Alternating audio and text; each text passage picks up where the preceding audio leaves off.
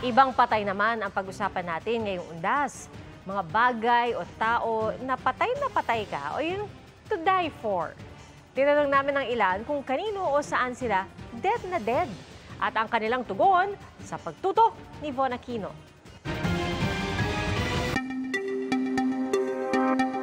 Break muna sa araw ng mga patay at buhayin ang mga ikinubling damdamin sa tanong na saan, ano o kanino ka patay na patay? Sa kanya. Sa kanya lang, ma'am. Hindi pwede sa iba eh. Baka ako mamatay eh. Meron namang damdamin na hindi maamin. Kay Lab. Hala, hindi nga kami ate. Hindi pa kayo.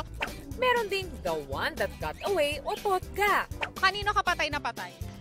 Sex. Mahal ko ba? Pero hindi lang pala sa tao pwedeng maging patay na patay, kundi sa cellphone, maghapon naka-cellphone. Patay na patay sa cellphone. meron namang work is life dahil Patay na patay ako sa pera. Kasi lagi akong nag-overtime.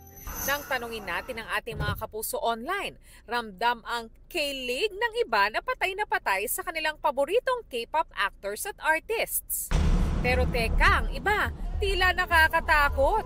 May mga feeling ay patay na raw sa mga bayarin o sa mga wallet at pulsa na wala ng laman. Para sa GMA Integrated News, Von Aquino, nakatutok 24 oras.